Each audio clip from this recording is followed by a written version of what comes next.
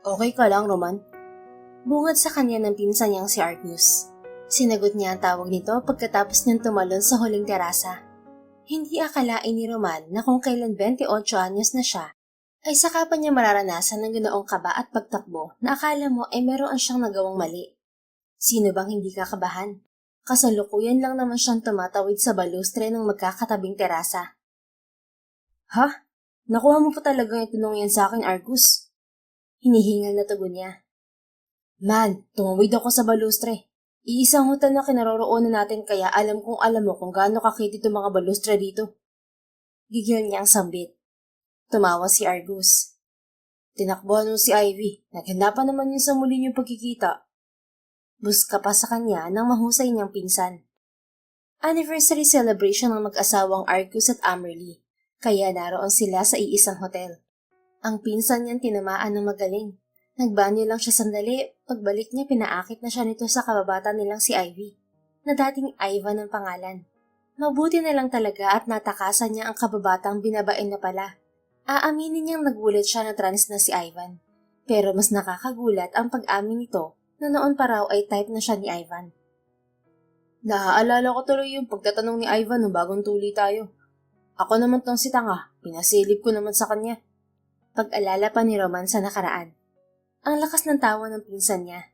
Binuska pa siya at pinaalala ang ilan sa mga alaala nila sa kababata. Ikaw hinintay mo pa na maimbitahan ni Doña Luisita si Ivan bago ka manigaw sa tunay na salita. Umismid si Roman kahit hindi yun nakikita ng kanyang pinsan. Ang daming apo ni Grandma. Mag-focus na muna sana siya sa iba bago sa akin. Hindi niya nga mawari sa abuela kung bakit siya ang nabunot itong pagtripan na ipakasal pagkatapos ni Argus. Goal ng lola nila na si Doña Luisita Grande A. Primero na bago ito mawala sa mundo ay makita man lang na ang mga apo nitong lalaki ay makapagsettle. O kung papala rin daw ay mayroon ng tigi-isang anak. Sige na, uuwi na ako. Gagawa pa ako ng paraan para makalabas sa hotel na to. Paalam na lang ni Roman sa kausap na pinsan. Oo, bilisan mo Mahirap na, baka sa oras na tumalab yung hinalo ni Ivy sa ininom mo. Basta ka nalang manghila ng kung sino sa daan. Paalala ni Argus sa himig na may halo pa rin ng pangangansyaw. Matapos nilang mag-usap sa cellphone ay napailing na lang si Roman. Tama ang kanyang pinsan. Delikado nga ang gamot dahil pampataas yun ng libido. Buti na lang at nakita nila ang ginawa ng binabaing si Ivan, kaya naagapan niyang tumakas. Buti na lang nakatakas siya bago pa magkatotoo ang balak ni Ivan. Hay, sadya ngang nanunurpresa ang buhay. Akalain ba naman nila na yung dating lalaking lalaki at tumalo pa sa kanila ng maraming beses sa larong basketball ay babaeng babae na ngayon at talagang may dalawang bola na ito sa dibdib. Tahimik na sinilip ni Roman ang salamin ng pinto sa isang silid. Nanalangin siya na walang tao sa loob ng kwarto, pero bukas ang sliding door. Nang maglakad na siya sa loob ng pinanghimasukan niyang kwarto, ay muli siyang napamuro sa sarili. May babaeng nakaupo sa kama. Sa kamalasan, naramdaman na siya nito bago pa siya makatalikod. Kaya mula sa pag-iyak sa dalawa nitong palad ay nagtaas ito ng tingin. Nagtama ang kanilang mga mata. Sino ka? Anong ginagawa mo rito? Malumanay naman na sita nito kay Roman. Hindi ito galit. Hindi rin takot. Tunog normal na tanong lang ang pagkakatanong sa binata. Kalma lang miss. Hindi ako masamang tao, okay? Nakataas ang dalawang kamay na tugon ni Roman. Instantly, he fished out his wallet from his back pocket. Niladlad niya yon upang mapakita sa babae ang valid IDs niya. I'm Roman A. Primero. Mahabang kwento kung bakit ako napunta rito sa unit mo. But to simply put, tumakas ako sa party room sa taas at dito ako dinala ng pagtakas ko sa terasa ng unit sa itaas. Namilot ang mga mata ng babae. Pero third floor to Saka teka, nakikilala rin kita. Nakasakay ka namin kanina ng gagong ex ko sa elevator. Tama, ikaw yun di ba? Yung may kaangkla na trans? Napangiwi si Roman. Yup, that's me. Yung trans na tinutukoy mo, siya nga ang tinakasan ko kaya ako napunta dito sa kwarto mo. Basta mahabang kwento. By the way, yes, sa 6th floor ang pinanggalingan ko. And actually, nauhaw nga ako Pwede bang makainom? Sa gulat ng lalaki, humagulgol ang kausap. Umiyak na naman ito sa sariling mga palad na para bang hindi siya nito nakita. Pero binigyan naman siya ng permiso na kumuha ng maiinom. Tinuro nito sa kanya ang pwesto ng maliit na fridge kahit nakasubsob ang mukha nito sa sariling mga palad. Miss, hindi ko itatanong kung okay ka lang ba. Pero ano bang nangyari? Baka lang may maitulong ako sa'yo. Wala sa tamang posisyon si Roman para mangusisa. Dakilang intruder lang siya roon. Makikiinom lang talaga sana siya at saka aalis na. Pero hindi kaya ng malaking ego niya ang hayaan na lang ang isang babae sa ganoong kalagayan. Para na rin niyang pinabayaan na umiiyak ang mama niya kung hahayaan niya lang na umiyak ang isang tao. Tingnan mo ako. Anang babae. Dinuro ang sariling mukha sa binata. Pangit ba ako? Tingnan mo katawan ko. Tumayo ito. Minwestra naman kay Roman ang makurba nitong katawan. Miss, sagutin mo na lang. Udlot nito sa sinasabi ni Roman. Gusto ko lang makakuha ng sagot mula sa kapwa niya lalaki. Napatango-tango si Roman. Problema sa usaping puso pa lang iniiyakan ng babaeng kaharap niya. Of course, you're pretty and sexy. Kandautan na si Roman sa huling salita at nanlaki ang mga mata niya dahil bigla na lamang naghubong ang kausap niyang babae. Teka miss, anong ginagawa mo? Ba't ka naguhubad? Nawalan ng tatag ang boses niya nang tumambad sa kanyang paningin ang birthmark ng babae. Iilan lang ba sa mundo ang may birthmark na hugising-sing? Napakura pa si Roman habang matama na nakatitig sa birthmark ngayon ng babae. Biro lang naman ang sinabi niya sa abuela na ang babaeng pakakasalan niya ay ang may ganoong birthmark sa kahit saang parte ng katawan. Pero ano tong wari ay mas malaking biro ng tadhana na nasa harapan niya ngayon. Pinaglalaroan ba siya ng kung ano? Ang sabi kasi niya tuod ako. Pagpapatuloy sa pagsasalita ng babae. Nawala akong pakiramdam. Tinawag niya rin akong Yellow Queen. Wala raw akong kwentang babae. Gusto ko lang subukan kung ikaw rin ba'y kakayanin na sabihin yun sa babaeng tulad ko kapag ganito nasa harapan mo. Halimbawa si girlfriend mo. Wala naman akong girlfriend. Tanging nang wika ni Roman. Nasa harapan na niya ang babae. Napamura siya sa isipan at kung kailan naman medyo daman na niyang tumatalab na ang gamot na hinalo ni Ivan sa inumin niya, ay saka pa may ganito siyang napasukan na sitwasyon. Di mas okay. Malaya kung malalaman kung talagang tuod ba ako o yung gagong ex ko ang may problema. Bad breath naman kasi siyang walang yasya. Kung hindi lang nagdadialysis ang tatay ko, hindi ko naman siya papatulan eh. Nakangusong sabi pa ng babae. Mugto ang mga mata nito. Inakala pa naman ni Roman na nag-iinarte lang ito kanina. Baka mapag-usapan niyo pa naman, miss. Yun lang ang nakayanan na itugon ni Roman. Ngunit hindi na kumibo pa ang babae. Pinulupot ang mga braso sa batok niya at dahan-dahan na inilapit nito sa kanyang bibig. Dahil doon ay naamoy niyang amoy alak to. Kaya pala malakas ang loob. May espiritu naman pala ng alak. Ako nga pala si Sika, mister. Pakilala pa sa kanya ng babae bago siya tuluyang hinalikan nito sa labi. Halik na nauwi na sa hindi nila parehong inaasahan. Ngunit kapwa nila sinuong na sitwasyon ng walang pag-aalinlangan. Si Roman dahil sa ipinainom sa kanyang gamot. Si Sika naman dahil sa alak at pagkawasak ng ego. Pagkatapos ng pangyayaring yon ay wala na silang naging balita pa sa isa't isa. 5 years later. Unfamiliar ceiling, throbbing head, malakas din ang pintig ng puso ni Sika nang magising siya. Kumurap muna ang babae bago binalingan ng katabi niya sa kama. Gwapo ka, pero sira rin pala ang ulo mo. Hinapos niya ng unan ang tulog na lalaki. Agad naman itong nagising. Hey, stop! Stopin mo yung mukha mo. Signal niya rito. Hoy, sa pagkakatanda ko kagabi ay ikaw tong basta na lamang sumaklolo sa akin mula sa mga kamay ng mga manyak na lalaking yun dun sa bar. Tapos heto, daratnan ko ang sarili ko na wala ng suot at katabi ka. Ano, niligtas mo ko sa mga lalaking yun para ikaw makinabang sa akin? Ganon ha? Bantay sa lakay ka rin no? Naupo sa kama ang lalaki. Kandaiwas ito sa mga hampas na pinakawalan ni Sika. Teka, mali itong nangyari sa atin. Pero sinasabi ko sa'yo, kung aalalahanin mo lang, ikaw tong nagbigay ng sarili mo sa akin kagabi. So calm down, will you? Natigilan si Sika. Sapo ang sariling noo at ang isang palad ay nasa dibdib na binalikan niya ang naganap sa kanila ng lalaking to kagabi. Ilang saglit lamang ay naalala na niya ang tinutukoy nito. Lasing na lasing siya kagabi dahil natanggal na naman siya sa trabaho. Niligtas siya ni Roman mula sa 3 lalaki na kumursunada sa kanya sa bar at nakilala niya ito. Bilang isang taong may serye ng kabaliwan sa katawan, hinalikan na naman niya ang lalaki gaya ng una silang magkakilala sa isang hotel. Wasted na wasted kasi siya. At oo, hindi man kapani-paniwala, ngunit sa ganoong sitwasyon siya muling dinatnan ni Roman a primero pagkalipas ng 5 taon. Tumili si Sika sa labis na frustration. Nagkataon pa na kilala niya ang lalaking to. Kumalma ka, alalahanin mo ang lahat, okay? Lalaki lang ako, marupok. Baluktot na katwiran ni Roman. Inirapan niya ito. Years ago, binigay niya ang pagkabirhen niya rito ng walang kaabog-abog. At heto, sa ikalawang pagkakataon ay bumigay na naman siya rito. Grabe, nakakahiya at hindi nakakababae. Iisipin talaga ng iba na pakawala siya. Ano bang magagawa niya? Palagi na lang nakainom siya kapag itong si Roman ang na-encounter niya. Nakakawala yata ng katinoan ng lalaking to. Gwapo rin naman kasi. Pero ang nangyari sa kanila sa nakalipas ay nangyari na. Ang konsekwensya sa naganap sa kanila noon ay inaani na ni Sika.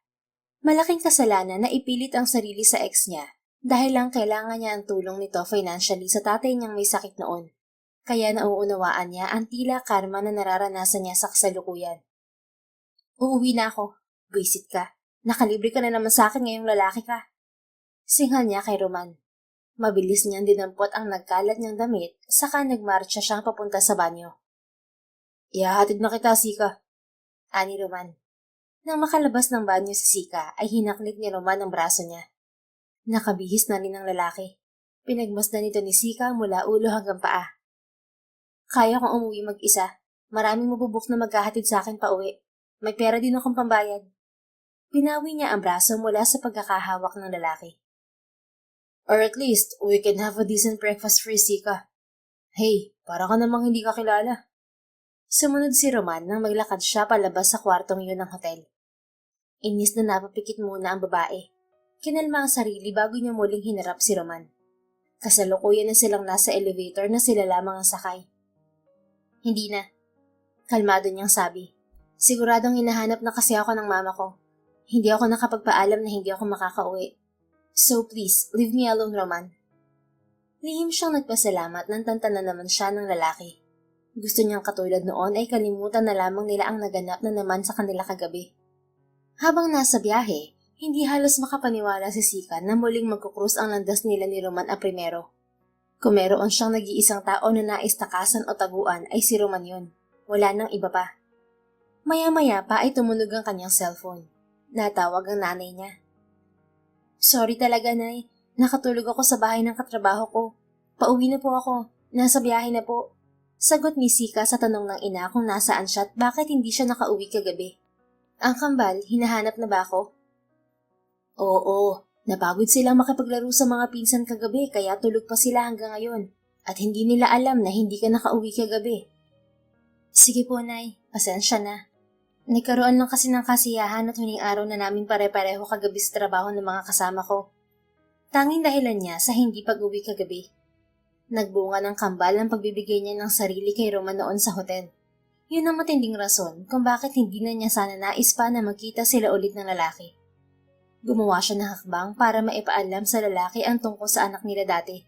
Ngunit meron pala itong matapobreng pamilya. Dahil doon ay nawalan siya ng interes na ipakita o ipaalam ang tungkol sa anak nila ng lalaki. Mahirap ang buhay nila pero pinagsikapan nilang maitaguyod ang kambal. Sa loob ng 5 taon ay kinaya naman niyang palakihin ng mga bata. Hindi niya rin ginagalaw ang binibigay na pasikretong sustento ng mga magulang ni Roman sa kambal nila. Dangan lang at sa tuwing nagkakaroon siya ng trabaho na napapalipat sa company ng pamilya a primero, ay kamukat na lamang niya. Tinanggal na siya sa kasalukuyan niyang pinapasukan. Tulad na lamang kagabi. Diyos ko, ikawalong trabaho na niya yun bilang BPO employee na natanggal siya dahil sa kapiraso at di makatwira na rason. Kagabi lang niya nalaman na dahil yun kay Doña Raquel Gomez a primero, na siyang nanay ni Roman. Hindi niya rin maintindihan ang magulang ni Roman. Ayaw na ilalapit siya kay Roman pero nagbibigay naman ng sustento sa kambal. Akala yata ay gold digger siya. Palibhasa ay mahirap lamang siya. Gold digger agad ang tingin ng mayayaman na yon sa tulad niya. Tumunog ulit ang cellphone niya. May nag-text. Reply pala yun ng kaibigan niya. Ka-text niya ito kanina. Bruha ka? Imbis na alamin mo kung paano nagagawa ng lokarit ng nanay ang magpapatalsik sa'yo sa trabaho ng ganun na lang, sumisigi ka sa inom. Oh, ano nga pala mo? Basa ni Sika sa nireply ni Wengkay. Napailing na binunsa na lamang niya ang kanyang mobile phone. Mamaya na lamang niya ito re-replyan. Masakit sa ulo ang mga naganap. At sa totoo lang ay hindi niya pa halos ma-absorb yung lahat. Lumipas ang mga araw. Naging panatag naman si Sika nang hindi na sila muli pang nagkita ni Roman. Nagpatuloy siya sa nakasanayan niyang routine. At syempre pa, kasama na roon ang paghahanap ng bagong trabaho. Ika nga, susuka pero walang susuko. Pero dahil nakakapagod din ang buhay sa Maynila, kaya isang desisyon ang binuo ni Sika. Sigurado ka na ba talaga sa desisyon mo na to, friend? Sa ika-4 na beses ay tanong sa kanya ng matalik niyang kaibigan na si Wengkay. Galing sila ng kaibigan niya sa bangko kung saan nakalagak ang mga sustento na ibinibigay sa kambal ng lola at lolo ng mga ito. Kinuha na yun ni Sika. Nagpasama siya sa matalik na kaibigan. Oo, hindi naman ako binibigyan ng choice ng tadhana eh. Akalain mo ba naman, ang dami kong makikita at makakasama ulit sa higaan. Si Roman ulit ang binigay. Diyos ko Lord, sa dinami-dami ng lalaki, ang Roman na yun pa na may hindi maintindihang ugali ng mga magulang. Wala na kaming pag-asa ni Roman. Kung afam na mayaman na lang sanang ibinigay sa akin kagabi, baka nagbago pa ang buhay ko. Buti na nga lang at sa pagkakataon na yun, sa labis na stress ay agaran siyang nagkaroon ng buwanang dalaw 4 na araw magmula nang nangyari sa kanila ni Roman. Tumawa si Wengkay. Ikaw kasi, magtinuro ka na nga pagkatapos niyan. Ilang beses ko nang sinabi sa'yo na huwag ka nang iinom ng alak at nababaliw ka lang kapag nakainom. Hindi na talaga.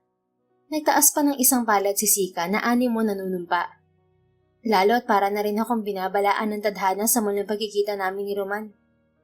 Hindi na nais ni Sika na mawalay sa mga anak kahit na panandalian lamang. Hindi niya gustong mangyari yon o ang ipahiram ang kambal sa lalaki at wala namang puso ang mga magulang ni Roman. Kung may puso ang mga ito, sana ay kinilala ng mga yun ng mga apo. Kaso ay hindi. Lumipas na ang 5 taon ay sadyang pinamukha sa kanilang mag-iina kung hanggang saan lamang sila nararapat. Kung siya lang ay hindi niya tatanggapin ng pera na pinapasok ng mga yun sa bank account niya. Kaya lang ay pilit yung inalam ng mga magulang ni Roman. Malamang na guilty ang mga kontrabida dahil may involved na mga bata. Malaki-laki na rin yun dahil halos 5 taon na niyang hindi ginagalaw ang pera ng kambal. O siya, dahil hindi ka naman magpapaawat, humayo na tayo, Sika. Kunin na natin ang pera na naipon mo mula sa matapobreng pamilya ni Roman at mamuhay tayo ng mapayapa sa probinsya natin. Untag ni Wengkay sa nilakbay sandali ng kanyang isipan. Going back to the root, yun ang plano na nabuo ni Sika matapos ang mga realisasyon niya sa muling pagkikita at naganap sa kanila ni Roman. Gagawin na niya ang gusto ng mga magulang ng lalaki. Lalayo na siya at maninirahan sa liblib nilang probinsya kasama ang kambal. Magnenegosyo na lamang sila ng nanay niya roon. Sasama sa kanya si Wengkay dahil siya naman ang nagyaya sa babae nang pumaroon sila sa Maynila. Wala na rin itong matinong kapamilya kaya sa kanila na pumisan. Ay shit, sandali lang Wengkay. Natigilan na sambit ni Sika. Kinapa niya ang sariling leeg. Yung kwintas ko, nawawala. Kapag malalim ang kanyang iniisip ay napapahawak siya sa kwintas. Kaya napunan niya ngayon na hindi niya pala ito suot. Malakas na napasinghap ang kaibigan niya. Yung kwintas mo na may locket pendant? Nako, di ba may picture yun ng kambal? Oo, yun nga. Halalagot na Wengkay. Tara hanapin natin. Hinanap nila ang kwintas, ngunit hindi na nila yun nahagila pa. Nang mapagod sa paghahanap ay sumagi sa isip niya ang hotel kung saan siya dinala ni Roman. Minadali tuloy ni Sika ang pag-alis nila sa Maynila nang dahil doon. At hindi kayang iproseso ng utak niya ang mangyayari kung si Roman ang nakapulot ng kwintas at makikita ang litrato ng kambal niya. Kamukha pa naman ni Roman ang kambal na sina Ross at Rosica. Ligtas naman silang nakarating sa probinsya. Maigi at may matutuluyan na sila pagdating doon. Lumang bahay nila yon. Mama, ang ganda naman po dito sa province. Masayang bulalas ni Rosica kay Sika. Naglalambing na komandong ang 5 taong gulang na bata sa ina. Nako, 3 days na tayo na narito saka mo lang sinabi na maganda rito. Paano ako maniniwala niyan? Pagbibiro naman ni Sika sa anak. Opo nga ma, promise. Ang presko ng hangin dito tapos po, kahit nasa palengke ikaw at nagtitinda kayo ni Ninang Weng, happy pa rin kami ni Ross kasi marami kaming kalaro. Hindi po tulad sa Manila, nasa apartment tayo na nasa harap ng kalsada, kaya delikado maglaro. Pagak na natawa si Sika. Sa murang edad ay madagdag na talaga ang anak niyang si Rosika.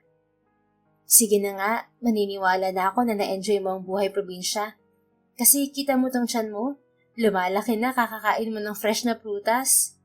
Pabiro niyang kiniliti ang anak. Humagikik naman si Rosika. Nagmakaawa na tigilan na niya. Napapalakas kasi talaga ang kain ng mga anak niya at may tanim silang prutas doon at mga gulay. Simple lang ang buhay sa probinsya. Kung hindi lang sana nagkasakit sa bato ang tatay niya noong nabubuhay pa ito, hindi sana nila kinailangan na lumisan doon noon. Ang biruan at harutan nilang mag-ina ay naputol lang ng sigaw ni Ross.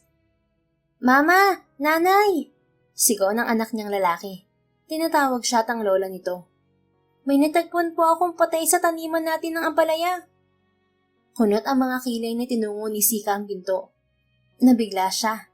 Ang patay na natagpuan ng anak niyang si Ross ay sinakay nito sa laruan niyang kahoy na ginagamit pang slide sa bundok at saka hinila patungo sa bahay nila. Hingal na hingal ang anak niya. Sobrang bigat siguro ng hila nito, pero pinilit pa ring madala sa kanila. At mas lalo pa siyang mabigla nang mapagtanto kung sino ang lalaki. Ang patay na natagpuan ni Ross ay walang iba kundi si Roman. Hindi makapaniwala si Sika. Paano ito napadpad sa liblib nilang lugar? Sinusundan ba sila ng lalaki? Hindi niya alam. Si Roman lang ang tanging makakasagot. Agad nilang chinek si Roman at nakahinga sila ng maluwag nang malaman na humihinga pa ito. Nawalan lang ng malay. Dinala nila sa loob ng bahay si Roman at nilinisan. Pinahiram sila ng kababata ni Sika na sinilo ng damit. Ang lalaki na rin ang tumulong sa kanila na mabuhat at mabihisan si Roman. Maliit lang ang baryo nila kaya bago pa kumalat sa lahat ang balita, na nakapulot ng estranghero ang anak ni Sika, ay inako na niya ang responsibilidad. Sinabi na niya sa lahat at sa kapitan ng barangay nila na kilala niya ang lalaki. Dahil sa ID na nakuha kay Roman, nakumpirma na hindi siya nagsisinungaling. Maraming salamat sa tulong mo, Nilo ha. Nginitian siya ng kababata. Wala yun, Sika. Alam mo naman na pagdating sa'yo, nanginginig pa ako. Pagbibiro nito. Kailan naman kaya mangingisay sa kiligtong si Sika dahil dyan sa mga banat mo, ha, Nilo? Singit naman ni Wengay sa pag-uusap nila. Nang balingan nila ay nag-peace sign si Wengay gamit ang mga daliri at ngumisi. Joke lang. O sige, paano? Mauna na ako. Bigla ay paalam tuloy ni Nilo. Hindi naman inawat ni Sika ang lalaki. Hinatid niya pa ito hanggang sa mababa nilang bakod na kahoy. Ikaw talaga, Wengay. Mula noon lagi mo nalang binabasag si Nilo. Sita ni Sika sa kaibigan nang sila na lamang dalawa. Ay nako, Sika. Mas maigi nang alam niya kung saan siya nakalugar sa'yo. Mahirap yung may pinapaasa tayong tao, no? Pinapaasa natin? Kasama ka talaga? Nakangiting biro na lamang ni Sika dito. Oo, dapat mo akong isama at hindi ka naman makakapagsalita sa kanya na busted na siya sa'yo noon pa man, no? Natatawa na lamang na napailing si Sika sa tinura ng kaibigan. Maloko talaga si Wengay. Pero alam naman niyang may dahilan ito sa tuwing gumaganoon sa kababata nila. Hindi naman siya tanga para hindi mapuna na malaki ang pagkagusto nito kay Nilo. Nakikisakay lamang siya. Natigil ang biruan nila ni Wengay nang salubungin sila ng nanay ni Sika. Sa tagal na ng kaibigan niya na kasakasama nila sa buhay, ay kabisado na nito na kapag ganoon ang itsura ng nanay niya, ay kailangan silang iwan ito at tiyak nakakausapin siya ng ginang. Mama, pasensya na kung hindi ko nasabi sa'yo kaagad na buhay ang tatay ng kambal. Panimula ni Sika. Naupo siya sa mahabang upuan na kahoy na nakalagak na sa tapat ng bahay nila. Nanay niya si Aling Ikay, kaya hindi niya maitatago rito na ang tatay ng mga anak niya ay ang lalaking kasalukuyang nasa loob ng kanilang bahay. Nauunawaan ko, anak. Pero sana nauunawaan mo rin ang konsekwensya ng pagsisinungaling mo sa mga anak mo. Sa edad nilang 5, alam naman natin na matatalino sila. Hindi nga ba at nahila ni Ross ang tatay nila pa uwi? Maaaring hindi sinasadya ang pangyayari, pero sa dami ng tao dito sa lugar natin, talagang anak mo pa ang nakakita kay Roman. Tipid nang ngumiti si Sika. Noon pa ay napag-usapan na nilang mag-ina ang tungkol sa IQ at EQ ng kambal. Alam nilang mas advance ang dalawa sa mga kaedarang bata. Hayaan niyo ho, kapag dumating ang araw na kailangan ko nang aminin sa kanila na buhay talaga ang tatay nila, sigurado naman ako na may ipapaunawa ko sa kanila ang dahilan ko sa pagsisinungaling sa kanila. Bigyan niyo pa sana ako ng panahon. Ang sinabi niyang yun ay para na rin mismo sa kanyang ina. Sobrang maunawain ito. Noong magbuntis siya nang wala siyang pinakilalang ama rito, ay hindi ito nagtanong. Bagkus ay inunawa lang siya. Nahirapan sila noon dahil nagdadialysis ang tatay niya. Kalaunan pa ay binawian ito ng buhay. Ngunit ni isang sumbat ay wala siyang narinig mula sa mga magulang. Iisa siyang anak. Siya lang ang inaasahan sa gastusin nila sa ospital noon. At kung kailan naman na wala siyang trabaho, ay saka pa siya nagbuntis nang walang ama ang mga bata na kanyang dinadala. Pero hindi siya nakadama ng galit mula sa mga magulang. Pinayuhan, oo. Pero ni isang sermon ay wala. Katwiran ng mga ito ay nandyan na ang mga bata. Suportahan na lamang. Kaya naman labis-labis ang paghanga ni Sika sa mga magulang. At nangako siya na mula noong magbuntis siya, aayusin na niya ang kanyang buhay. Pero sadyang panggulo ang pamilya ni Roman. Kaya lahat ng magaganda niyang plano ay nasisira. Ngayon ay hindi niya alam kung bakit nasundan siya ng lalaki. Huwag naman sana pati magulang nito ay makarating din sa lugar nila. Sige na anak, matutulog na ako. Paalam ng nanay niya sa kanya. Sige ho ma, susunod na rin po ako. Normal na ang ganoong tagpo sa kanilang mag-ina, kaya simpleng tugon na lamang ni Sika. Nang mapag-isa ay napatingala si Sika sa madilim na langit. Hindi niya alam kung anong nangyari kay Roman. Pero hindi rin niya alam kung ano ang gagawin niya sa pagising nito at makikita ang kanilang mga anak. Bahala na. Hindi rin naman maitatago habang buhay ang isang sikreto. Bahala na lang din ang lalaki sa mga magulang nito kung sakali. Pero isa lang ang ikokontesta niya. Hindi kailangan ng mga anak niya na makibagay sa magarbong mundo ng ama ng mga ito. Kung ayaw ng mga magulang ni Roman sa kambal, ayos lang. Kung nais din ng lalaki na magpakilala sa mga anak nila bilang ama ng mga ito, ay ayos lang din. Basta ang mga bata ay sa kanya pa rin. Hindi siya makapapayag na mawalay sa kanya ang kambal. Anong nangyari sa'yo, Roman? May wallet ka naman ng matagpuan. Bakit gulag-gulan nitang suot mo at nawalan ka ng malay? Bulong ni Sika sa natutulog na lalaki. Sinilip niya muna ito bago siya magtungo sa sarili niyang silid. Kung hindi pa ito magkakamalay bukas, ay mapipilitan siyang kontakin ng mga magulang nito bago niya ito dalhin sa ospital. Kinabukasan ay tinanghali ng gising si Sika, kaya pupungas-pungas siyang bumangon. Kailangan niyang magmadali at baka maisipan na naman ng nanay niya na magsalok. Noon pa man ay hindi na nakaugalian ni Aling Ikay na manggising ng anak. Sa probinsyang yun ay may araw at oras ang salok ng tubig. Sila ni Wengay ang nakatoka sa pagsasalok. Palitan din sila sa araw ng pagtitinda sa palengke. Ma, bakit hindi niyo ako ginising? Binilin ko pa naman sa inyo na manggising kayo at baka pinangunahan niyo na naman ako sa pag-iigib ng... Natigil ang litanya ni Sika. Pagbaba niya kasi ng hagdan ay nakasalubong niya si Roman. Bitbit ng lalaki sa magkabila nitong palad ang 2 galon ng tubig, habang si Rosika ay nakapasan sa balikat nito. Tila hindi ito nawalan ng malay kahapon.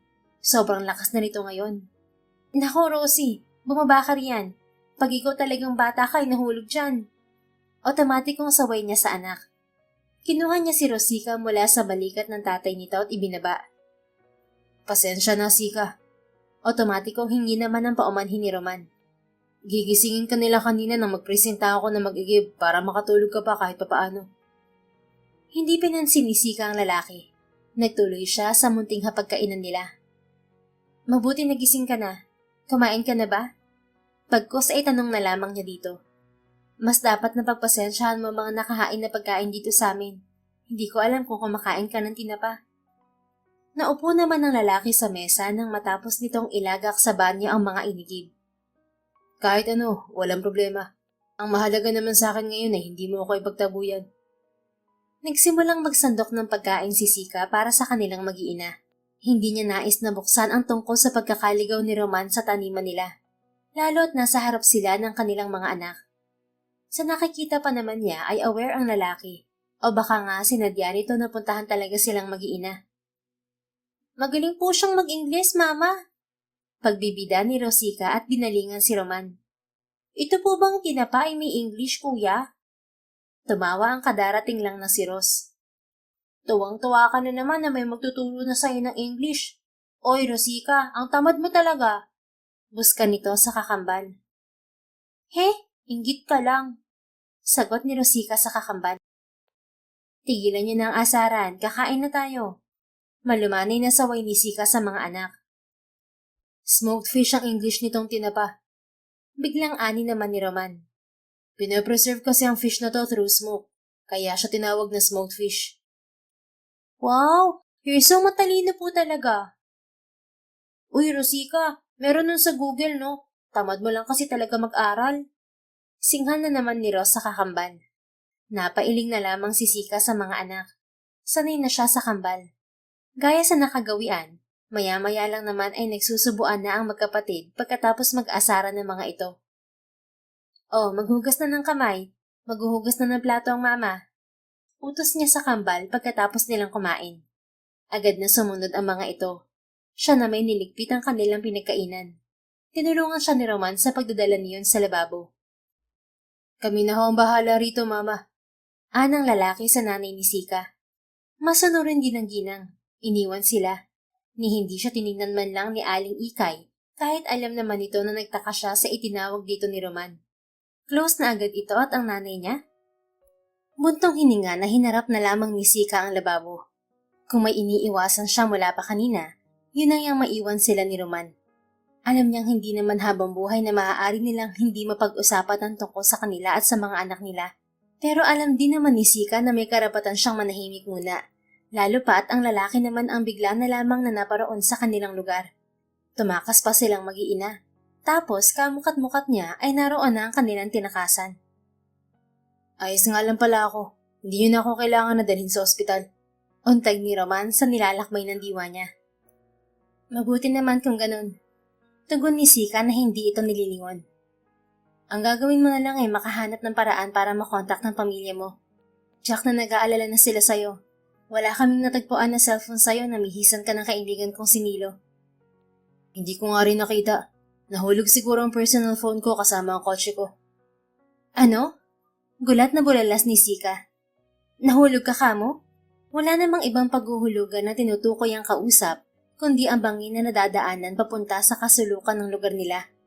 Walang bahayan sa area na yon, kaya siguro walang tumulong sa lalaki kahit isa.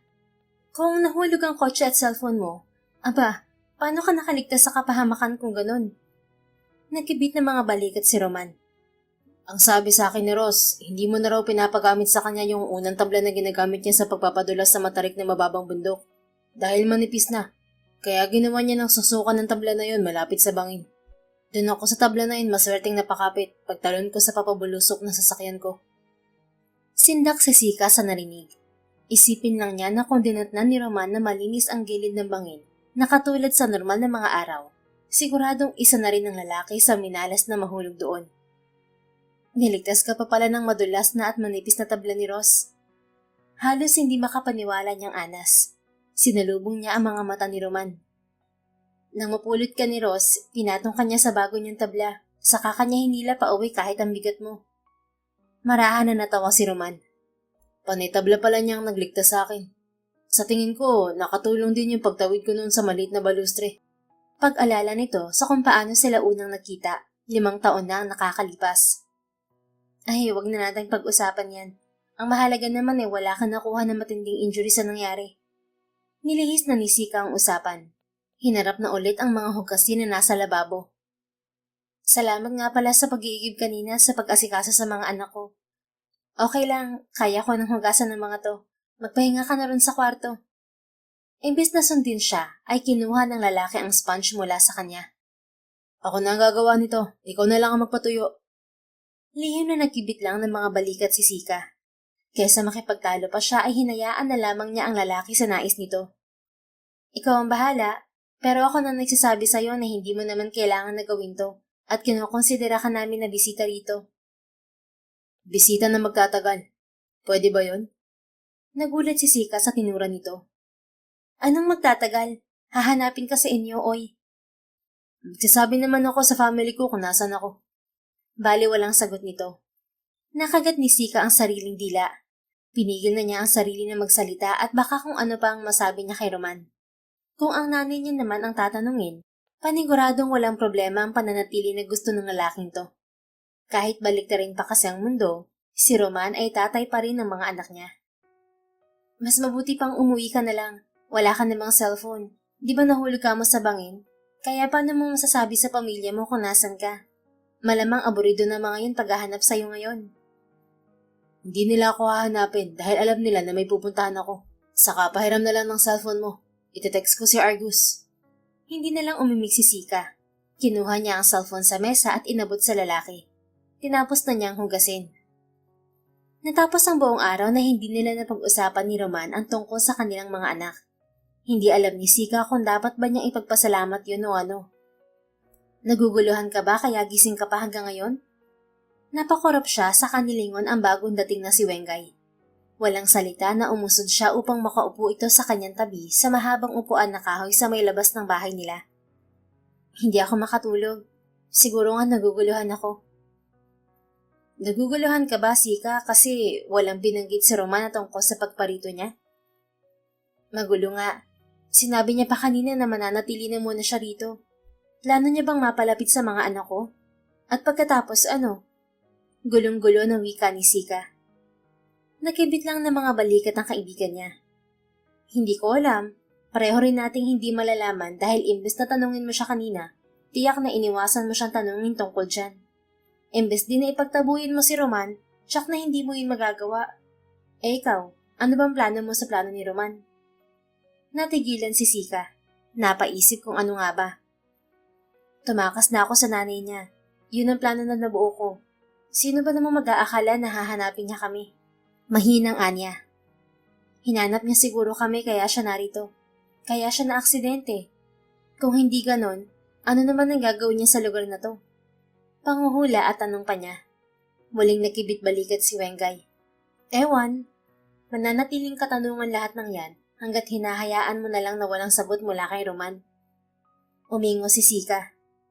Aba, ako pa ba mag-a-adjust? Oy, siya dapat hindi ako magbukas ng paksa kung bakit siya napunta rito. Mukhang mapapahaba pa ang kwentuhan niyo, kaya dinalhan ko na kayo ng kape. Sabay na napakurap sina Sika at Wengay bago nila lingunin ang kadarating lang na si Roman. Salamat sa kape, Roman. Tamang-tama to sa pangungulit ni Sika sa akin ngayong gabi.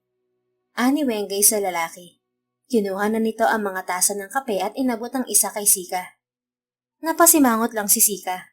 Ang tingin kasi na ibinibigay sa kanya ni Wengay ay nagsasabing, hayun na si Roman, tanungin na niya. As if naman gagawin niya yun. Kakasabi niya lang kanina, hindi siya ang dapat na mag-adjust sa kanilang dalawa ng lalaki. Maganda rito sa probinsya niyo. Plano kong bilhin yung sinasabi ni Mama Ikay na hasyenda sa may kabilang banda. Ay, butiking buntis. Bulalas ni Wengay. Binuga kasi sa kanya ni Sika ang kakahigop lang nito na kape. Ano ba, Sika? Ang baboy mo naman eh. Reklamo ng dalaga na may masamang tingin. Sorry. Ang init kasi nitong kape. Kandang iwing hingin pa umanhin ni Sika. Maagap niyang pinunasan ang nabugahan na kaibigan. Nabigla ka ba sa plano kong pagstay rito, Sika? Walang gato na tanong sa kanya ni Roman. Ha? Ako? Nako, hindi. Bakit naman ako mabibigla? Itong kape mo kasi sobrang init at pait. Matindi siyang umiling. Kung sa bagay, bakit nga ba? Tumayo si Sika. Magpapahinga na ako. Maaga pa nga pala akong gigising para magtinda bukas. Sa inyo na lang tong kape ko at baka hindi ako makatulog. Yun lang at walang lingon-likod na siyang tumalilis pagkatapos. Duwag na siya kung duwag. Pero nun ka na siya ang magsimula ng kahit anong salita patungkol sa nakalipas at sa kanilang kambal. Umiiwas nga siya. Bakit naman niya yun gugustuhin pag-usapan? Kung ginulat si Sika ng pag-iigib ni Roman noong nakaraang araw, ay mas ikinabigla niya ang pagtitinda na ginagawa ng lalaki ng sumunod na araw. Maaga na nga siyang nagising kinaumagahan, pero naunahan pa pala siya ni na Roman at Wengay sa pwesto nila sa palengke. Anong ginagawa niyo? Ikaw, Wengay, pahinga mo ngayon, di ba? Sitan ni Sika sa kaibigan at kay Roman. Dire-diretso siyang pumasok sa pwesto. Kahit nadaanan ay iniwasan niya ng tingin ng lalaki. Napunan niya kasi na nakasuot lamang ito ng apron, ni hindi ito nagpanloob na sando sa ilalim niyon. Nagtitinda kami, simpleng sagot ni Wengay. Don't you see? Can't you see, Sikarya? Malapit na maubos ang tinda nating gulay at isda dahil sa ombre na kasama kong magtinda. Diyos ko, napakagaan pala sa buhay ang may kasama kang gwapo at macho sa pagtitinda. Kung ganito ba naman ng ganito, magtitinda na lang ako everyday. Walang inip, ubos agad ng malalanding babae at kabaklaan ng paninda. Grabe talaga ang karisma ni Roman. Kusang dinudumog ang tingnan natin kahit hindi siya nagsasalita. Isang ngiti lang yata nito sa mga babae, papakiwin agad ang paninda nito. Tawanan ng mga nakarinig sa OA na sinabi ng matalik niyang kaibigan. Pero tunay naman ang mga sinabi ni Wengay.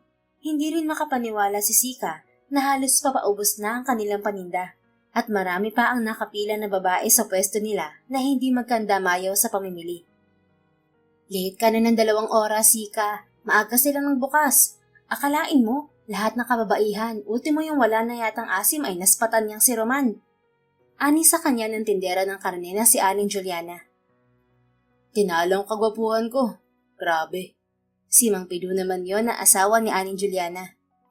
Muling nitawanan ng mga ito. Sinabayan ng kantsaw ang biro ni Mang Pilo. Napailing na lang si Sika. 3:00 pala nagbukas ng tindahan sina Wengay at Roman. Kaya siguro makakaubos na ng paninda. Marahil pag-alis niya kagabi ay nag-usap ang dalawa na magsasama ng maaga sa pagtitinda. 5:00 talaga kung sila ay magbukas ng tindahan. Mas maaga lang sa 5:00 kapag bagong bagsak ang mga isda. Pero pag 3:00 ay marami na ring mamimili. Sadya lamang nakakaantok pa ang oras na yon para kumayod. Sobrang pogi naman pala ng mister mo, Sika. Kung bakit iniwan mo siya sa Maynila, hayan tuloy, nagsisimula na namang manligaw. Biglang sabi ni Aling Lumen. Tindera naman ito ng karne na nasa tapat ng pwesto nila. Nagkaingay ulit ng mga tao sa paligid. Kung todo buska ang mga ito kay Sika. Hindi tuloy niya malaman ang gagawin. Kadarating lang niya, nagisa na agad siya ng mga tao roon. Ngayon lang din niya naranasan ang tila pag-iinit ng mga pisngi nang dahil sa panunukso. Sanay siyang makipagbiruan sa kahit sino. Pero ngayon ay para siyang napipi. Oy, tigil na nga, magbenta na tayo. Pasasaan ba't magkakatuluyan din niyang si Pogi at si Sika? Saway na Aling Juliana sa nagkakaingay ng mga kapwa tindera. Ganyan naman ang magsising irog. Basta ha, Roman, sa kasal niyo, huwag niyo kaming kalilimutan. Definitely not.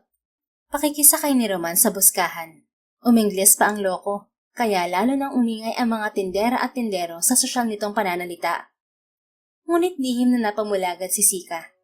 Bakit ba napunta sa kasal ng buskahan ng mga ito? Magtinda na tayo. Biglang ani Roman sa kanya. Sinuotan siya ng apron. Dahil nakatunga nga, hindi na nagawang maawat ni Sika si Roman nang gawin nito yon. Happy ako na nakatulong ako rito. Huwag ka sanang magalit na hindi ka namin ginising.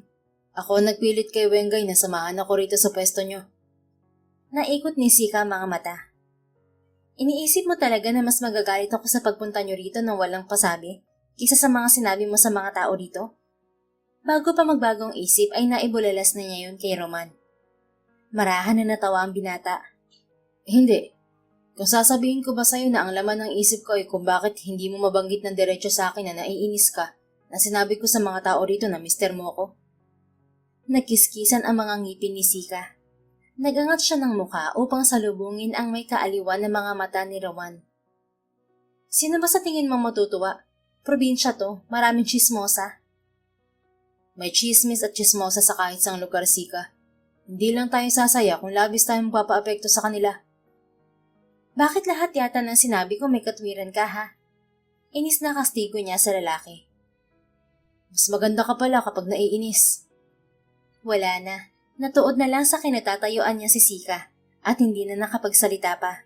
Kung pipilitin niya na magsalita ay siguradong makakain lang niya ang mga letra dahil sa labis na tibok ng kanyang puso. Si Roman lang naman na nakakapagpabilis ng tibok ng puso niya. At ito na naman ang puso niya.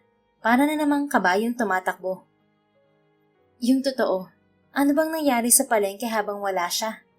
Mamaya ay kakastiguhin niya si Wengay. At yun nga ang ginawa ni Sika. Hoy Wengay, bakit yung mga tao sa palengke paniwalang-paniwala na nobyo ko si Roman? Ano pinagsasabi niyo ni Roman doon, ha? Kastigo ni Sika sa kaibigan. Kasalukuyan silang naglalakad ni Wengay pa uwi. Nauna na kasi si Roman na umalis sa pwesto at ito rin naman ang may kagustuhan. Bibili pa raw ang binata ng maisusuot. Talagang balak na maging housemate nila. Napangisi si Wengay bago sumagot. Wala naman masyado. Sinabi lang naman ni Roman sa lahat na bagamat hindi pa kayo kasal, ay siya raw ang tatay ng mga anak mo. Sumimangot si Sika. Sinabi na niya yun sa lahat ng tao sa palengke, pero hindi mo pa rin siya inawat? Wisit ka talaga, Wengay. Tumawa ang huli. Aba, friend, bakit ko naman aawatin si Roman? Kawawa naman ng hombre at pinapakyaw rin siya ng mga babaeng customer natin kanina. Kaya sumang-ayon na rin ako nang sabihin niyang nobya ka niya, para naman tantanan na siya ng mga malalanding mamimili. Saka talaga naman na siya ang tatay ng kambala. Hindi mo rin na ikakaila dahil kamukha nila ang tatay nila. Ewan ko sa'yo, Wengay. Irap niya sa kaibigan. Huwag mo nang isipin yun. Mali mo naman kung true talaga na sinusuyo ka ni Roman.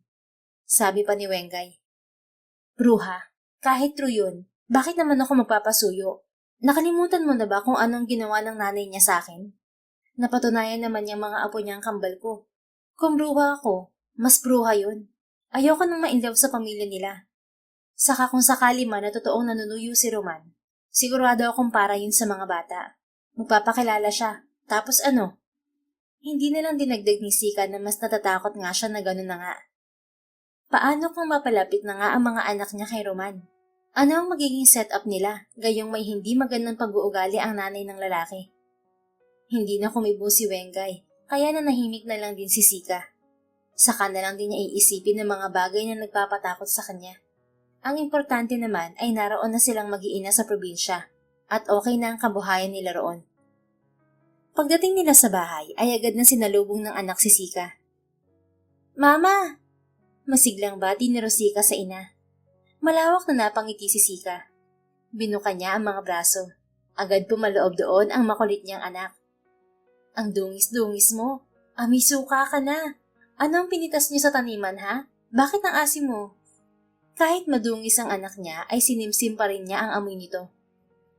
Pumitas po kasi kami ng kamatis. Pahagik-gik na sagot ni Rosika.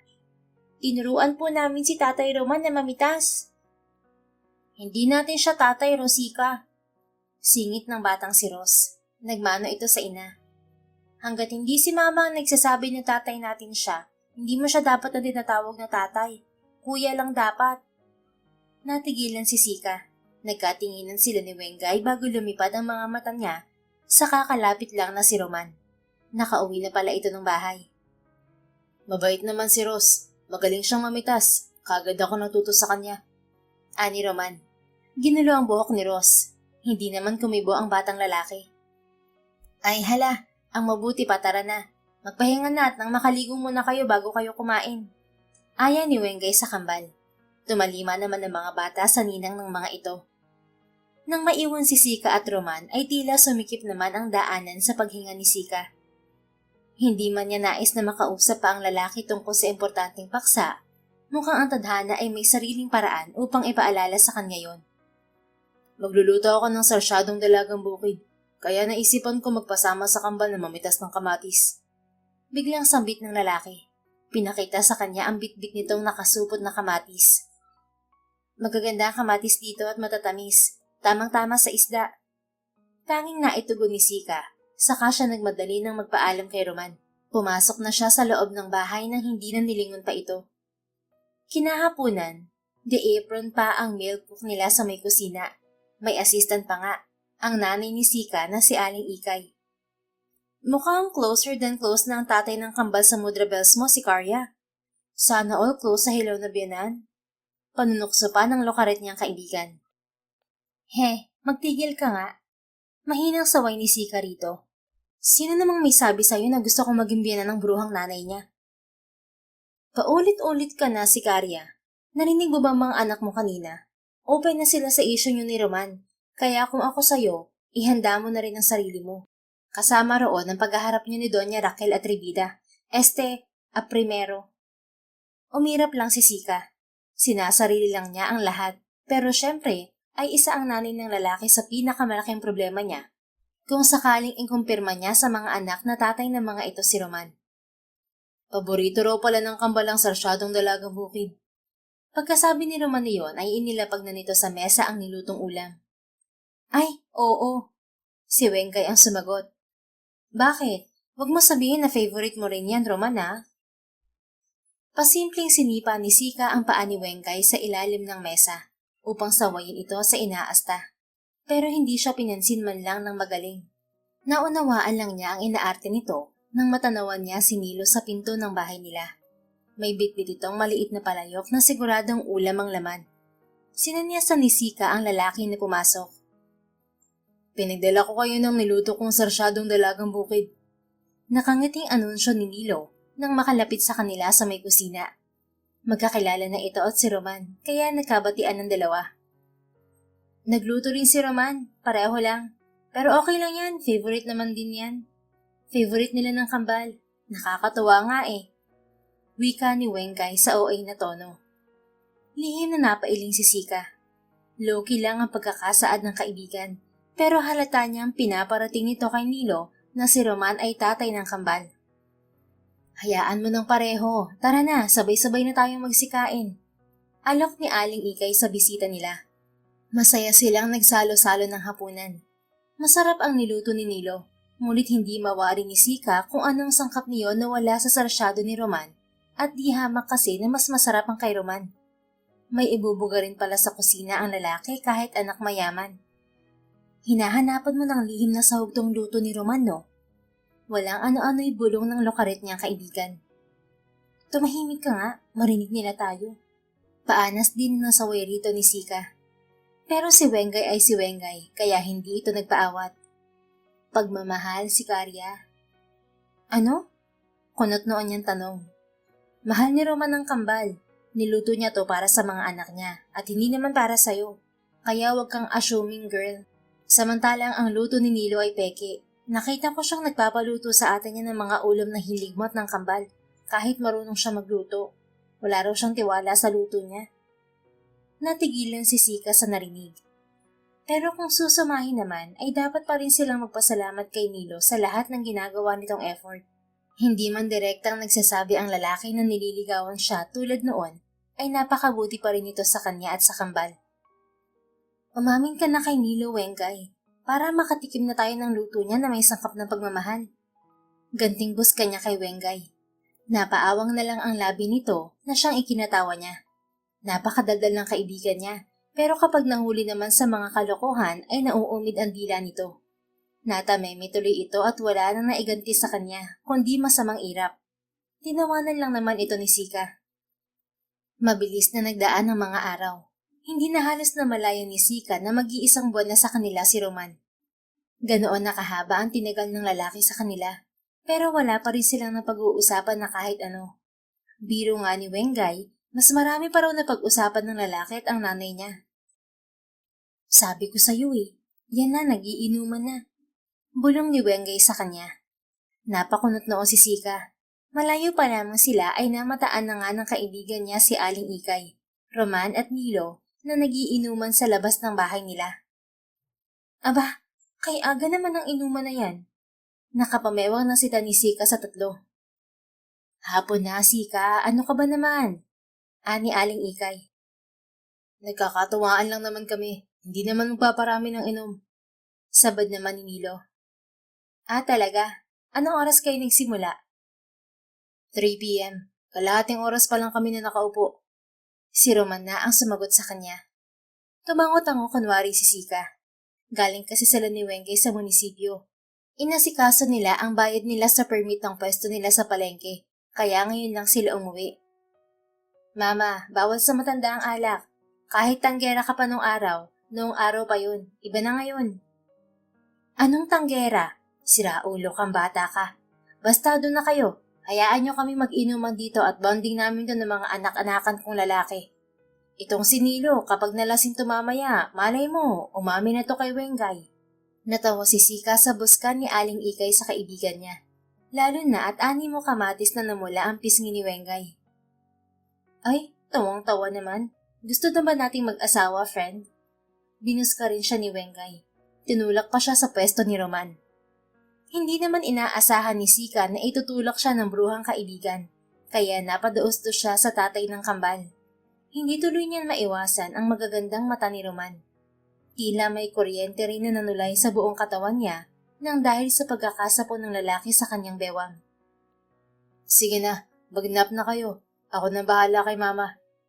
Sabi ni Roman sa kanya. Napakasuyo ng tinig.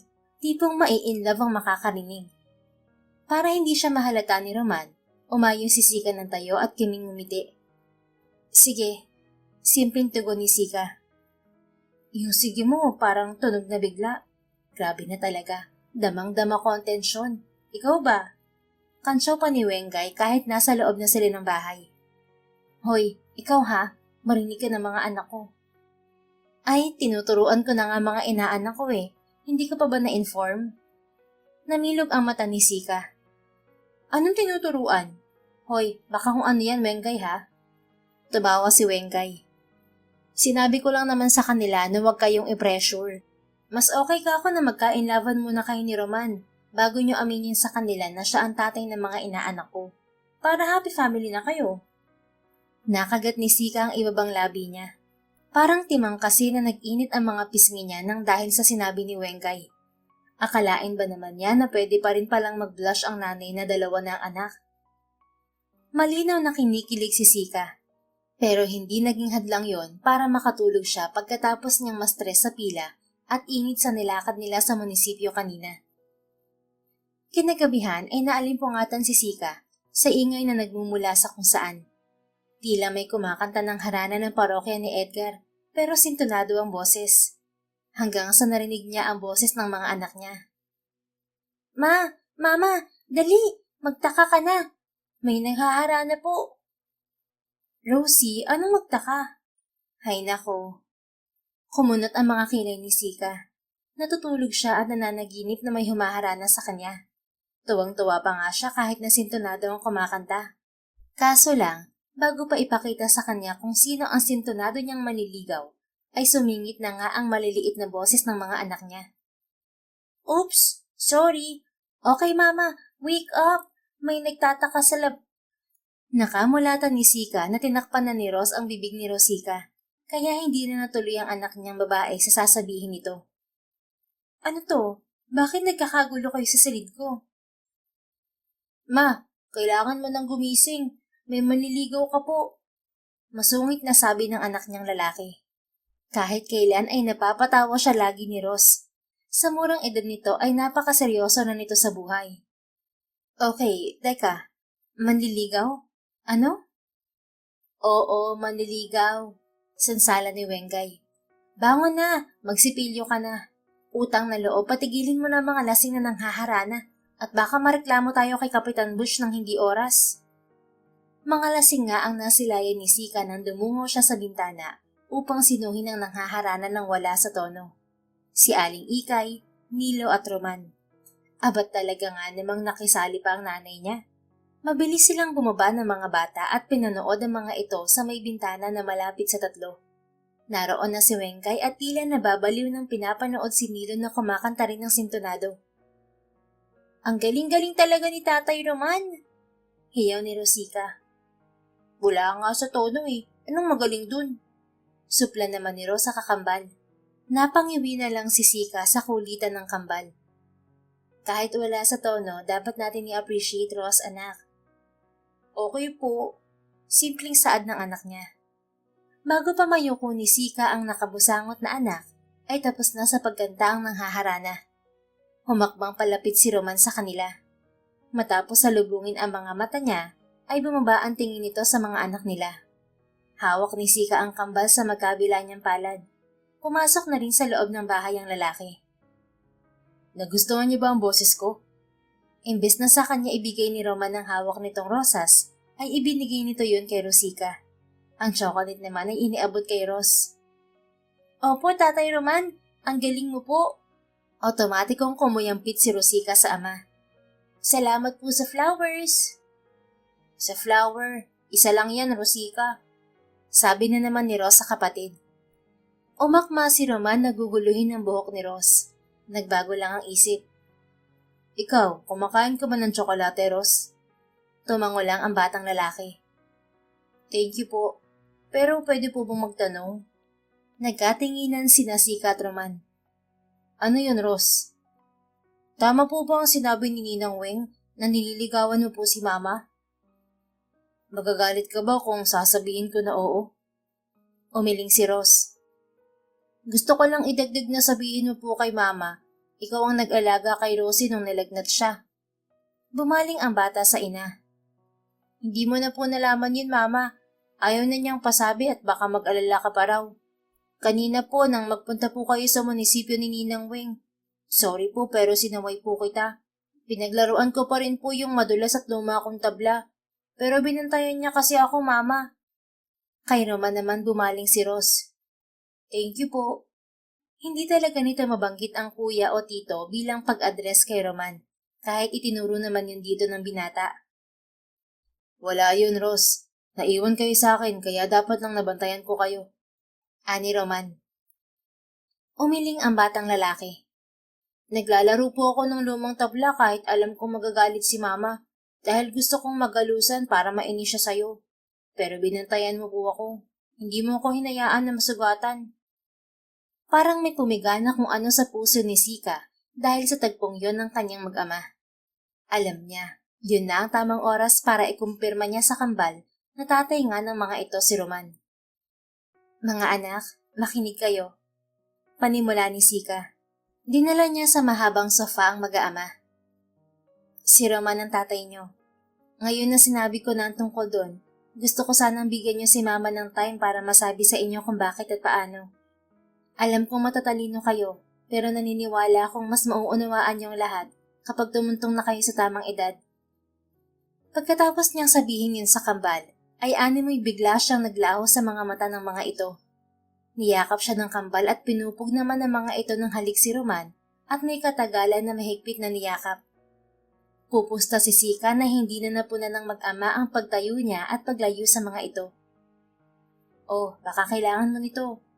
Untag sa kanya ni Wengay na kanina pa nanonood sa kanila. Sinulyapan niya muna ang kaibigan bago kinuha mula rito ang isang baso ng alak na inalok sa kanya. Isa pa nga, hirit pa ni Sika pagkatungga sa alak. Maagap naman siyang binigyan ulit ng kaibigan. Ayon din dito ay bagsak na raw sa silid nito si Aling Ikay, habang si Nilo raw ay sinagot na nito kani-kanina. Isang harana lang, sinagot na. Napakarupok talaga ng matalik niyang kaibigan. Ngayon na nasabi mo na sa mga anak mo na tatay nila si Roman, ano nang sunod mong plano? Actually, wala akong plano. Iiling-iling na tugon ni Sika. Ginawa niyang lahat para sa mga anak niya, para kilalanin siya ng kambal. Tinulungan niya tayo ng walang kapalit. Hindi ko nga lang alam kung bakit siya nangharana ng sintonado. Siya nga, ngayon mo pa talaga dinede na yung feelings mo kay Roman? Sika, mutual ang feelings niyo, kaya nangharana yung tao. Nakikita ko yun sa mga mata niyo sa tuwing hindi niyo alam na sinusulyapan niyo ang bawat isa. Mapait na ngumiti si Sika. Hindi sa ikinakaila ko, pero paano lang nanay niya? Ang pamilya niya? Sa tingin mo ba ganun kadali? Baka mapag-usapan niyo, malabo Wengay. Putol niya sa sinasabi ng kaibigan. Kung nagkataon, kawawa na naman ako. Guguluhin na naman ako ng nanay niya. At ano, habang buhay na lang iisipin ng pamilya niya na sapat na ang perang ibinibigay nila sa kambal para hamakan niya ako ng ganun na lang? Hindi ko naman hinihiling sa kanila na sustentuhan ng kambal. Silang mapilit na nagbibigay. Tapos ang kapalit niyon ay pagmamaliit nila sa akin, porket dukha lamang ako. Kung magkakaayos kami ni Roman, sa tingin mo magiging madali ang buhay ko sa poder ng pamilya niya? Gold digger ang tingin nila sa akin. Hindi na mababago yun. Hindi rin nila tanggap ang kambal. Yun ang mas kinakatakot ko. Baka kung anong gawin nila sa mga bata. Hindi na kumibo si Wengay. Lihim na nagpasalamat si Sika dahil doon. Muli na lamang niyang pinagsawa ang mga mata sa kanyang mag-aama bago siya tumalikod na upang bumalik sa naistorbong pagtulog. Nang nasa loob naman ng silid, ay hindi siya dalawin ng antok. Nakatitig lang siya sa kisame. Iniisip ang mga posibleng mangyari sa kanila pagkatapos niyang aminin sa mga anak na tatay ng mga ito si Roman. Hindi naman si Sika ang uminom ng alak kagabi, pero nagising siya na masakit ang ulo. Saglit lang ay naalala niyang halos magdamag nga pala siyang tulala sa kakaisip bago makatulog. Napagod yata ang utak niya sa kung ano-ano at kung saan-saan na ang tinakbo niyon. Nagpa siya siyang pumanaog na para makapagkape, pero naglaho yata ang sakit ng ulo niya nang may maulinigan siyang pamilyar na boses sa kanilang munting sala. Takang-taka si Sika kung bakit nasa bahay nila ang taong ayaw niyang makita. Tinampal-tampal pa niya ang pisngi at baka nananaginip siya. Nang mapatunayan na totoo nga ang nakikita, hinayaan niya lang ang sarili na makinig sa nag-uusap. Nagawa ko lang siyang itaboy dahil hindi ko kayang tanggapin na isang babaeng manggagamit ang nabuntis mo, iho. Ani Doña Raquel. Please anak, sabihin mong hindi totoo ang pag-iwan ng gagawin mo sa kumpanya. Sinadya kita kaagad ngayon at ni-stress ang daddy mo sa natanggap na email mula sa'yo. Nalaman din namin kay Argus na narito kong araw. Dinig ni Sika na sabi ng Donya kay Roman. Napatingin siya kay Roman na madilim ang muka habang kausap ang inang mata pobre. Mahal kita ma, pero sana'y unawain mo na nagtatampo pa ako sa nagawa mo kay Sika. I've been looking for her since that day. Pagkatapos ng araw na yun, hindi na siya nawala sa isip ko. Ginugulo na ako ng imahe ni Sika at nang nangyari sa amin noon sa hotel. Siguro nga hindi tama na ginamit niya ang ex-boyfriend niya para makahutot ng pera para sa gamutan ng tatay niya noon. Pero ma, mga anak kong inilapit niya sa'yo. Mga apo mong itinago mo sa akin. Sinuportahan mo man sila sa pamamagitan ng pera mo. Hindi mo pa rin maiaalis sa akin na mainis sa'yo. Wala ako nang dalhin ni Sika ang kambal. Wala ako nang ipanganak niya at pinalaki. Lahat ng first ng mga anak ko hindi ko nasaksihan. Wala akong alam. Pero ikaw, nasabihan ka ni Sika. Alam mong lahat, pero natiis mo ang mga apo mo. How could you do that, ma? Anak ko sila, ma. Apo mo sila. Iho, I'm sorry. I'm really sorry. Nalaman ko sa investigador ko na pati ang trabaho ni Sika ay kinontrol mo. Sa tuwing napapalapit siya sa company, gumagawa ka ng paraan para matanggal siya sa trabaho. For what, ma? Para hindi na kami muling magkita? God knows, nababalo na ako kakahanap sa kanya. Tapos malalaman ko na ikaw lang pala ang dahilan ng lahat kaya hindi kami magkatagpo. Sobrang selfish mo naman, ma. Hindi mo naisip kung anong magiging epekto sa akin ng mga ginawa mo. Tinanggalan mo ko ng karapatan sa mga anak ko. Napabayaan kong mag-iin ako dahil sa'yo. I just did it for your own good, son. Really, ma? For me? Or for you and Papa? So what kung manggagamit ang tingin mo sa ina ng mga anak ko? So what kung mahirap lang siya? Hindi naman ikaw ang makikisama sa kanya. Ako, ma. Mahal ko siya. Alam ko yun noon pa. Pero hindi mo kami binigyan ng pagkakataon na makilala ng maayos ang isa't isa. Now I know, kaya kahit anong gawin kong pagpapahanap sa kanya, hindi ko siya makita-kita. Yun pala'y dahil hinaharang mo. I felt useless and helpless, Father, because of you, ma. Ninakaw mo ang 5 years na dapat para sa amin ng kambal. You made me an unchosen father for them. Masakit sa akin na hindi nila ako kilalang ama sa loob ng mahabang panahon. Mabuti na lang at natagpuan ko sila. Nabigyan ako ng chance na ilapit ang sarili ko sa kanila. Tapos ngayon narito ka para guluhin ang nananahimik nilang buhay. Tama na, ma. Tantanan mo nang mag-iina ko. Wala silang ginawa sa iyong masama kahit kailan. Ikaw ang may kasalanang malaki sa kanila. Sa amin. I'm sorry, son. I failed to be a good mother. Simula pa naman ganoon na ako. Nagsisisi na ako. Narealize ko na mga pagkakamali ko bago ako pumarito. Umiiling at lumuluhang wika ng Donya. Pero anak, pumunta ako rito na dala ang singsing na to. Inangat ni Doña Raquel sa ere ang singsing na binanggit. Kuminang yon ng tamaan ng ilaw. Ito lang ang naisip kong paraan para peace offering ko sa mga nagawa kong mali sa inyo ni Sika at sa mga kambal. Nakita ni Sika kung paano nagkaroon ng kabiglaan at kaguluhan ang gwapong mukha ni Roman nang tanggapin nito ang singsing mula sa ina. Hindi niya alam kung bakit at kung ano ang magagawa ng isang singsing. Pero nanay rin siya, kaya nakikisimpatya siya sa nadarama ng Donya sa mga oras na yon. Hindi niya gustong nakikita at naririnig na pakikipagmatigasan ni Roman sa ina. Isipin pa lamang ni Sika na sa pagdating ng panahon ay magkakaganoon din sila ng kanyang kambal, ay nasasaktan na siya. Oo at galit siya sa Donya, pero kung nagsisisi na ito, handa naman agad siyang patawarin ito. Ma, ginagawa mo lang to para sa company. Mula nang dumating ka nga rito, hindi mo naalala na hanapin ang mga apo mo. Roman, sabay na nilingon si Sika ng mag-inang Raquel at Roman. Nanay rin ako. Nauunawaan ko ang punto ng mama mo. Kung mahal mo ang mga anak natin, hindi ba dapat lang na hindi mo pabayaan ang negosyo nyo? Para na rin sa future ng kambal. Sika, parang hindi makapaniwalang wika ng lalaki. May mga bagay na dumadaan sa proseso, at kasama na ron ang pagtanggap ni Donya Raquel sa mga anak ko. Sinalubong niya ang mga mata ng binanggit na Donya. Hindi po ako mapagtanim ng galit. Sa narinig ko ay naunawaan ko na kung saan galing ang paghahamak niyo sa aming mag-iina. Pero makikiusap lang ho sana ako. Kapag dumating ang araw na kailangan na ng kambal na harapin kayo, sana hindi na sila madamay sa inis niyo sa akin. Tanggap ko na ayaw niyo sa akin, pero labas po sa galit niyo sa akin ng kambal. Gaya ng sabi sa inyo ni Roman, apo niyo ang mga bata at kadugo, kaya sana'y itrato niyo po sila na apo niyo. Naglahad si Sika ng isang palad. At nang tanggapin yun ng ginang ay tipid na lamang siyang napangiti rito. Para kasi sa kanya ay pagsasara yun ng isang maayos na usapan sa pagitan nila. Hindi siya niyakap man lang ni Donya Raquel. At sa tingin naman ni Sika ay pagiging totoo lamang yun. Okay na yun kaysa magplastikan sila. Mahirap burahin kaagad sa isipan ng tao ang mansya ng nakaukit na roon. Kaya nga niya nasabi na may proseso ang ilang bagay sa mundo. Wear this ring, Sika. Mando ni Roman sa kanya. Kailangan mong isuot to, kahit na hindi ka pa sigurado kung sasagutin mong paniligaw ko. Ayos na ako ron for now. Ituturing ko na rin na dadaan tayo sa proseso. Tumikwas ang isang kilay ni Sika. Ha? Ano bang sinasabi mo, Roman? Ang bawat apremero ay may singsing na galing sa abuela nila. Si Donya Raquel ang tumugon.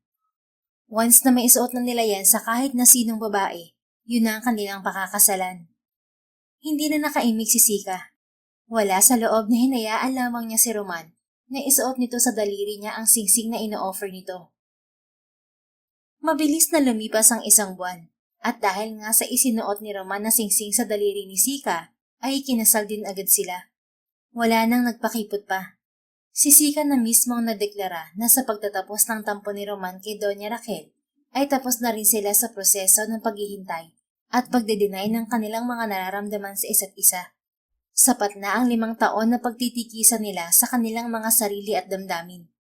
Panahon na para pagbigyan naman nila ang kanilang mga puso at bigyan ng masaya at buong pamilya ang kambal nila. I love you, Sika. I don't know what hit me but when we first met and kissed, may naramdaman akong kung ano sa puso ko, kahit pa alam kong malaking porsyento, ay dahil sa gamot na inihalo sa iniinom ko noon ang dahilan ng hindi ko pag-ayaw sa'yo. But promise, bago po umepekto ang gamot na yun, nakuha mo na ang atensyon ko. Hinanap kita after that night, pero hindi talaga kita makita. I want to say sorry for making you wait, and for making you alone in raising our children. I didn't mean to be irresponsible, but I want to say, I'm so proud of you dahil kinaya mong harapin ang pagsubok kahit na wala ako. You're such a brave and amazing woman. Marahan na pinisil ni Sika ang matangos na ilong ng asawa. Kakatapos lang ng kasal natin, nagdedeklara ka na naman ng pag-ibig na may kasamang drama. Tapos na yon. May mali din ako. Alam ko naman kung saan ka hahanapin pero mas nananaig sa akin ng takot na mawalay sa akin ng kambal. Naging selfish din ako sa puntong yun. Hayaan mo. Babawi tayo, my wife. Salamat at pinakasalan mo ko. Dahil mahal kita, Roman. At alam ko namang patay na patay ka talaga sa akin. Hindi ka nga nag-asawa sa loob ng 5 taon kakahanap sa akin. Maalam na halik ang tinugon sa kanya ni Roman. After all, kasalukuyan na silang nasa honeymoon. Napagpasyahan nila na okupahin ng 24 hours ang silid kung saan sila unang nagkita bago sila pumunta sa El Nido, na siyang tunay nilang honeymoon destination. Regalo yun ng lola ng mister niya na si Doña Luisita Grande ang primero. Perhaps, natawa si Sika. Pinisil niya ang pisngi ni Roman at nakipag-eye to eye siya rito. Anong perhaps? Totoo yun. Dead na dead ka talaga sa akin. Pinuntahan mo pa nga ako sa probinsya para lang ligawan. Hinahanap talaga kita. Kinuha kong sign yung muli nating pagkikita. Sabi ko, kung magkikita tayo ulit, sure na talaga ako na ikaw na magsusot ng singsing ko. You have this birthmark. Hinaplos ni Roman ang ring-shaped birthmark ng asawa. Running joke ko kay Grandma na ang babaeng pakakasalan ko ay may ganitong birthmark lang. Nagulat ako nang makita ko to sa'yo noon. Kaya nga lalo na akong hindi makatulog kakaisip sa'yo noon. Malawak na napangiti si Sika. Hindi siya kumibo. Hinayaan niya lang ang asawa. Gustong-gusto kasi ng tenga niya ang mga naririnig mula rito. Sorry talaga kung wala ako sa tabi mo habang pinagbubuntis mo ang kambal. Pasensya na kung hindi ko kayo naalagaan. Hindi mo kasalanan yon. Lahat ng pangyayari sa buhay natin ay may rason.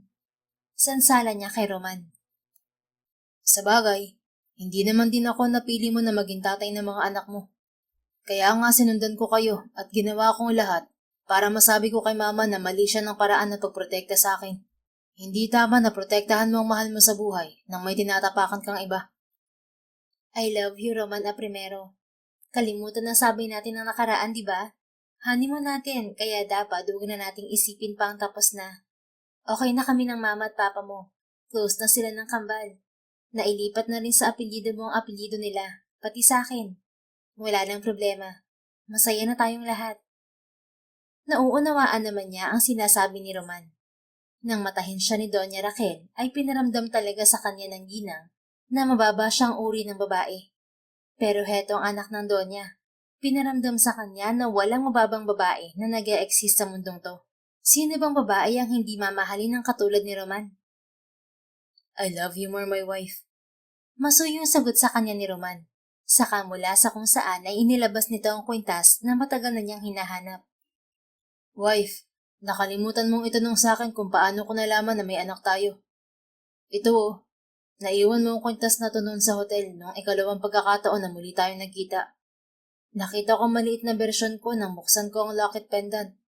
Sobra akong kinabahan pagkakita ko sa picture ng kambal. Kaya naman ginawa ko lahat para malaman kung saan kayo nagpunta. Sabi ko sa sarili ko, hindi ko nahahayaan na mawala pa kayo sa buhay ko. Kahit paitakwil ako ni mama at papa at pati ni lola. Akala ko noong naaksidente ako, katapusan na ng buhay ko. At hindi man lang ako makakahingi ng tawad sa inyo. Buti na lang si Rosa nakapulit sa akin kaya sobrang saya ko at thankful. Nang pagmulat ko, nasa bahay niyo na ako. Marahan na natawa si Sika. Sinasabi ko na nga ba't ikaw nakakuha ng kwintas ko na yan? Siguro'y talagang nainip na ang universe sa atin, kaya kusa na nila tayong pinagbuklod ng mga bata. Siguro nga, ang plano kong paniligaw sa'yo, na iuwi tuloy sa pagbili ng lupa sa probinsya nyo nang dahil sa mga anak ko. Buti na lang talaga, mahal na kita, my wife. Simula pa nung una. Masyado na siyang pinapakilig ng mister niya na kasalukuyang nasa ibabaw niya. Kaya pinatahimik na ito ni Sika sa pamamagitan ng masuyo ngunit maingay na halik. It was exactly the same. The place, the smell, hugs, caress, feelings and the kisses. Maliban sa dati ay hindi niya napili si Roman bilang ama ng kanyang magiging anak. Ngunit ginawa nito ang lahat upang mapili na niya bilang asawa at ama ng mga anak nila. Kaya ngayon ay pirmado na nito ang lahat-lahat sa kanila ng kambal, pati na rin sa magiging anak pa nila sa hinaharap. The end. Kung nagustuhan mo ang istoryang ito, please don't forget to like, comment, and share it with your friends.